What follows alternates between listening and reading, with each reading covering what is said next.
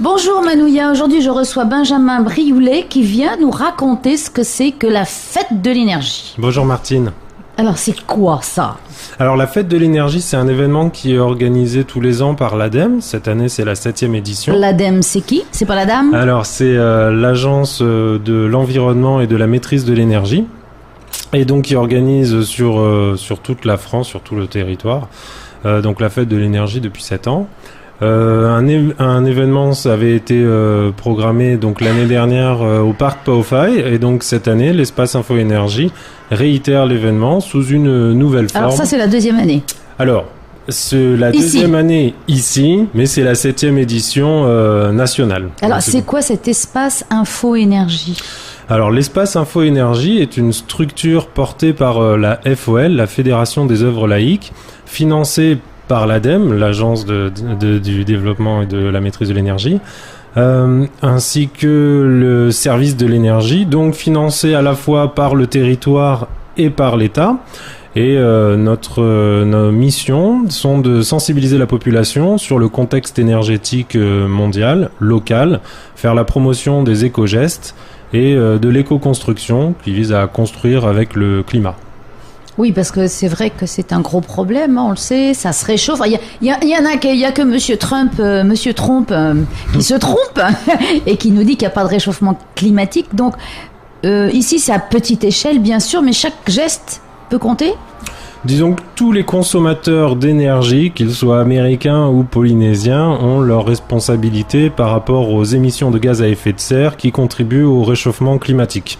Alors là, cette fête de l'énergie, parce que justement, c'est pour la réduire, pour en faire plus, pour en faire autrement. Alors la Polynésie est dépendante aux énergies fossiles à hauteur de 94%, puisque l'énergie est utilisée à la fois pour produire de l'électricité, mais aussi pour des besoins de transport, le carburant qu'on met dans les voitures. Alors les énergies fossiles, on rappelle ce que c'est. Eh bien, c'est le pétrole, le charbon. On n'utilise pas beaucoup de charbon, on utilise du gaz naturel dans les cuisinières, mais principalement en Polynésie, c'est le pétrole, c'est l'énergie fossile que l'on consomme le plus. Et cette source n'est pas inépuisable, et c'est pour ça qu'on commence un peu à s'affoler. Alors il y a deux choses, effectivement, c'est une source épuisable, contrairement aux énergies renouvelables, et aussi fortement émettrice de CO2, qui, comme je le rappelle, contribue au changement climatique, le gaz carbonique. Le gaz carbonique. Alors on en profite pour faire un peu de pédagogie, parce que s'il y a des enfants qui nous écoutent, puis même de grandes personnes, des fois on a besoin d'un petit coup de rappel. Donc alors que c'est vrai qu'on a quand même un petit peu de soleil ici, c'est quand même dommage qu'on ne s'en serve pas plus. Tout à fait. Il est vrai que les énergies renouvelables permettent une alternative à la consommation des énergies fossiles pour répondre aux besoins de la population en électricité. Mais dans un premier temps, nous nous efforçons de faire la promotion de la sobriété énergétique, qui consiste à consommer le moins d'énergie possible. Alors on fait comment ? Alors comment on fait ? Bien justement, ça sera un petit peu le thème des conférences qui sera abordé lors de la fête de l'énergie. Où seront présentées les démarches innovantes qui sont menées sur le Fénois. Donc on va avoir 5 intervenants qui vont présenter ces démarches. On a dans un premier temps la construction en bois. Pourquoi ? Parce que le bois est vertueux. Lorsque l'on construit en bois, on est dans une situation de confort à l'intérieur du foyer qui est bien meilleure que lorsque l'on construit avec du parpaing. Et dans un autre registre, la fourniture, la construction en maison en dur nécessite des besoins en ciment, et l'industrie de la cimenterie est fortement émettrice, encore une fois, de gaz à effet de serre. Ça, c'est son point. Et puis le bois, ça repousse, pas le ciment. Le bois est renouvelable et le ciment, les parpaings ne poussent pas. Et d'autre part, pour constituer des agrégats, pour faire du béton, eh bien, on a tendance à aller creuser dans des carrières ou creuser dans des rivières qui ont un impact assez négatif sur l'environnement. Donc la construction en bois est vertueuse dans sa conception, mais aussi dans son utilisation. Parce que quand on est dans une maison construite en parpaing, elle a tendance à accumuler la chaleur en journée et la restituer en soirée. Et on peut avoir des difficultés à être dans une situation de confort dans une maison en soirée, parce qu'il peut faire très chaud. Et pour certains, l'utilisation de la climatisation est inévitable pour être en situation de confort. Faut-il construire la maison de façon à ce qu'il y ait des ouvertures et que ça circule. Tout à fait. Et justement, à ce propos, un deuxième intervenant parlera de bioclimatisme et d'éco-construction, où les principes des modes constructifs, en prenant en compte les conditions climatiques locales, c'est-à-dire la course du soleil, c'est-à-dire les vents dominants, de façon à ventiler la maison, de façon à éviter que les rayonnements solaires chauffent trop la maison, seront présentés aussi lors des conférences de la fête de l'énergie. Donc on aura vraiment deux sujets qui vont intéresser tout le monde, c'est pratique, quoi. Parce qu'on peut se poser la question, oh là là, c'est très scientifique. Non, pas du tout. Absolument pas. C'est censé être ludique et accessible vraiment à tous. Et c'est un sujet très intéressant, la construction, parce que on fait pas toujours appel à un architecte pour construire sa maison. On peut traiter directement avec un entrepreneur qui n'est pas toujours au fait de ces concepts de bonne construction. Et donc c'est très bien que Mais est-ce que ça revient plus cher ? Est-ce que ça revient plus cher voilà, ça, c'est la question que vont se poser les gens. Non, ça revient pas plus cher ça revient pas plus cher sur le long terme.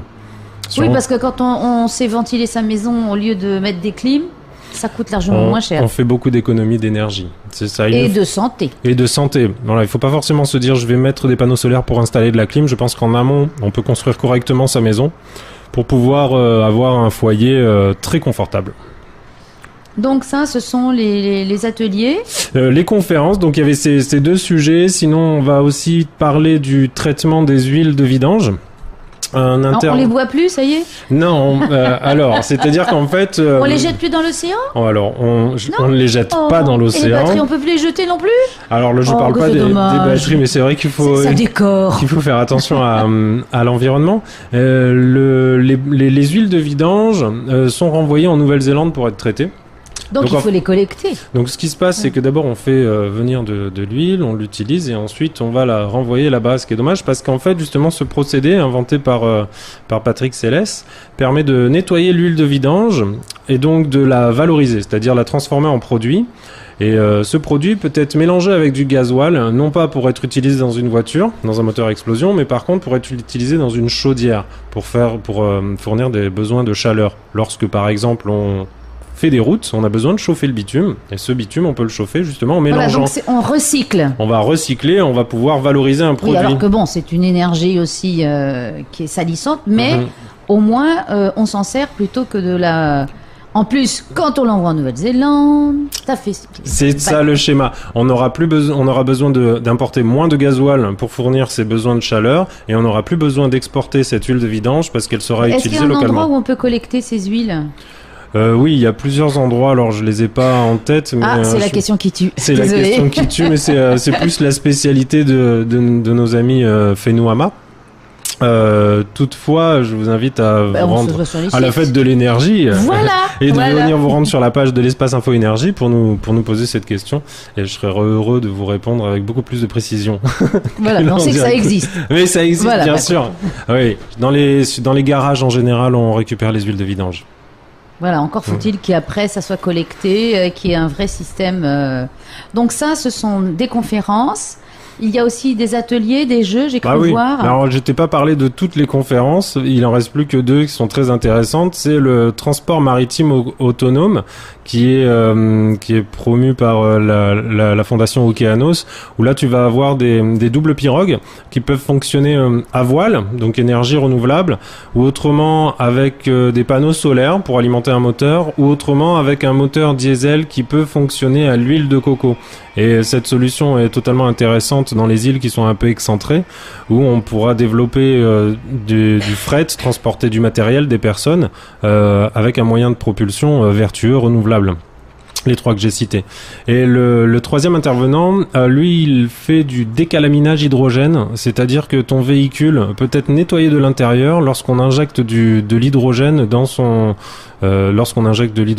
capteur d'air. Et donc ça te permet, sur certains véhicules, a été constaté une baisse de la consommation de carburant parce que ton moteur il est remis à neuf. Oui, parce que c'est un peu encrassé. C'est un peu encrassé à l'intérieur. C'est comme, allez, pour faire un parallèle, c'est comme une machine à café qui aurait plein de calcaire dedans et qui la serait mal passée. C'est un bon parallèle. Et on constate aussi une réduction, voire une annulation des fumées noires d'échappement. Donc un moteur qui arrive. C'est dommage parce que c'est toujours intéressant quand on suit un bon véhicule et qu'on en prend plein les narines.